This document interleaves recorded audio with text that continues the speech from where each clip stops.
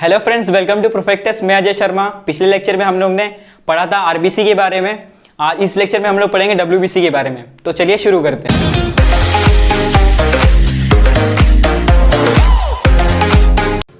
आजकल सभी को बहुत स्ट्रेस होता है, तो मैं पर्सनली स्ट्रेस रिलीज़ करने के लिए चोकोविला का डार्क चॉकलेट यूज़ करता हूँ। तो आप भी यूज़ करें। और स्टडीज़ भी कहती है कि डार्क चॉकलेट खाने से स्ट्रेस रिड्यूस होता है और मेमोरी पावर भी इम्प्रूव होती है। तो लिंक डिस्क्रिप्शन में है, आप सभी जाके खरीद सकते हैं। इस लेक्चर में हम लोग पढ़ने वाले हैं व्हाइट ब्लड सेल के बारे में। तो व्हाइट ब्लड सेल का साइंटिफिक नेम क्या है? ल्यूकोसाइट्स।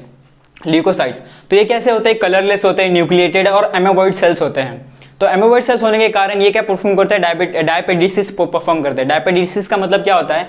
ये ब्लड कैपिलरीज के वॉल जो होती है उसके थ्रू बाहर निकल जाते हैं। तो इस प्रोसेस को क्या बोलते हैं? डायपेडिसिस बोलते हैं। डब्ल्यूबीसी काउंट, एक एवरेज एडल्ट ह्यूमन बॉडी के अंदर डब्ल्यूबीसी काउंट कितना होता है? 5000 टू लेके 11000 पर क्यूबिक मिलीमीटर होता है। ये आरबीसी के कंपेयर में बहुत ही कम होता है।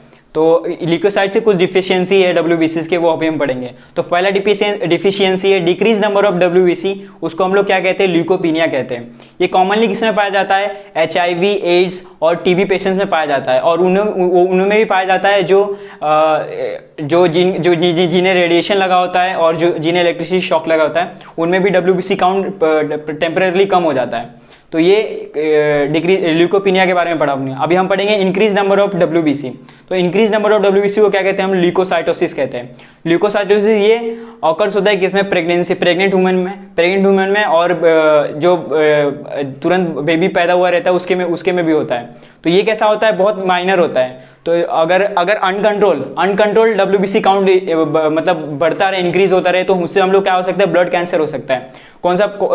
ल्यूकीमिया एक टाइप का ब्लड कैंसर है। वो अगर डब्ल्यूबीसी अगर लगातार इंक्रीज होता रहे, अनकंट्रोल इंक्रीज होता रहे, तो उससे हम लोग को क्या होता है? ब्लड कैंसर हो सकता है।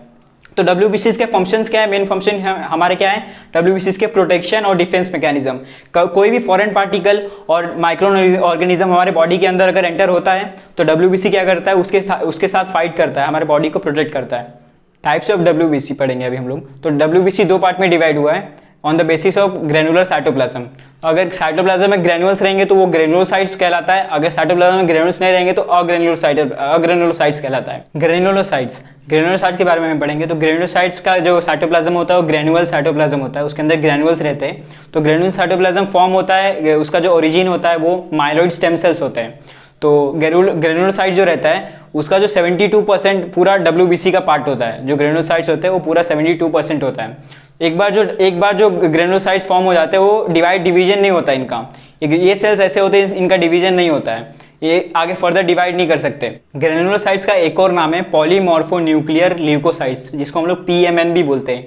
ये इसका एक और नाम है पॉलीमॉर्फोन्यूक्लियर ल्यूकोसाइट्स, PMN, ये इसका दूसरा नाम है।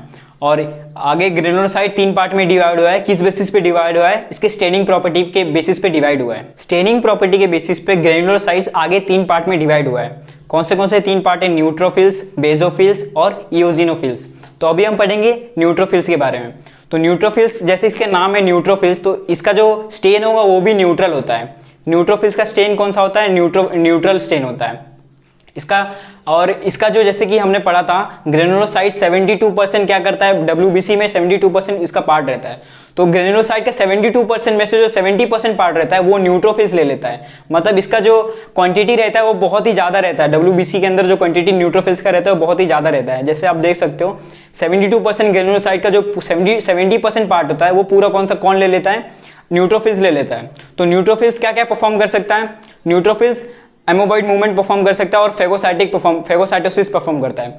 फेगोसाइटिक मतलब क्या होता है? फेगोसाइटिक सेल्स मतलब क्या होता है? कोई भी, जैसे कि एग्जांपल देता हूं मैं एमीबा का। एमीबा क्या करता है? कोई अपना जो प्रे रहता है, जो उसका खाना रहता है, उसके अराउंड क्या करता है? अपना बॉडी कवर कर लेता है और खाने को अंदर साइटोप्लाज्म में ले लेता है।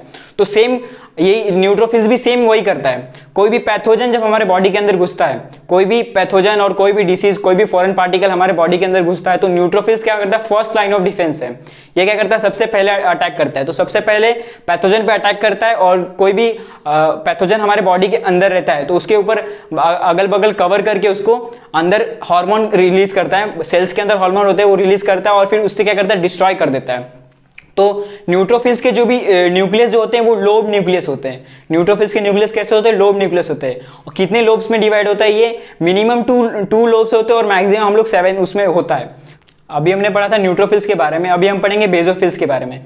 जैसे इसका नाम है बेसोफिल्स, वैसे इसका नाम में इसका बेसोफिल्स है, तो इसका जो स्टेन होगा वो भी कौन सा होगा? बेसिक होगा, बेसिक इन नेचर होगा। तो कॉमनली जो स्टेन इसका यूज होता है वो कौन सा होता है? मिथाइलाइन ब्लू होता है। और WBC के अंदर इसका कंटेंट कितना होता है? 0.1 to 1% रहता है इसका कंटेंट। 0.5 to 1% इसका कंटेंट रहता है।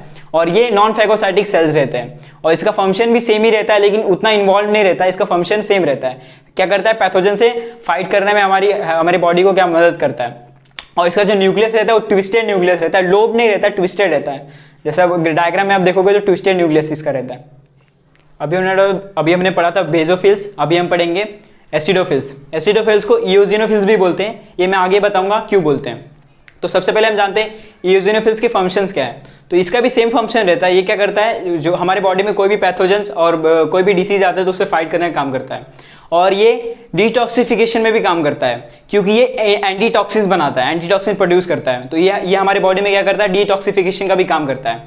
इसका जो न्यूक्लियस रहता है वो बायलोब रहता है, मतलब उसके जो न्यूक्लियस इसमें कितने लोब रहते हैं? 2 लोब रहते हैं। और ये हमारे WBC का कितना परसेंट रहता है? 1 to 3% रहता है।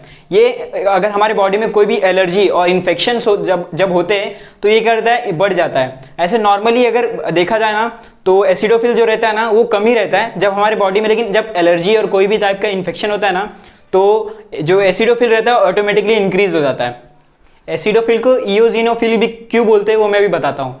जो इसका जो स्टेन होता है वो कौन सा स्टेन होता है? एसिडिक स्टेन होता है। तो एसिडिक स्टेन मेनली इसमें कौन सा स्टेन यूज होता है? इओजिन यूज होता है। तो इसके लिए इसको हम लोग एसिडोफिल इओजिनोफिल भी बोलते हैं। इसका नाम एसिडोफिल भी है और इओजिनोफिल भी है।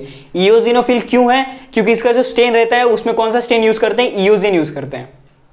अगर आपको वीडियो पसंद आया तो हमारे चैनल को लाइक और सब्सक्राइब जरूर करें, और इसका आगे का पार्ट बहुत ही जल्दी आने वाला है, तो स्टे ट्यून।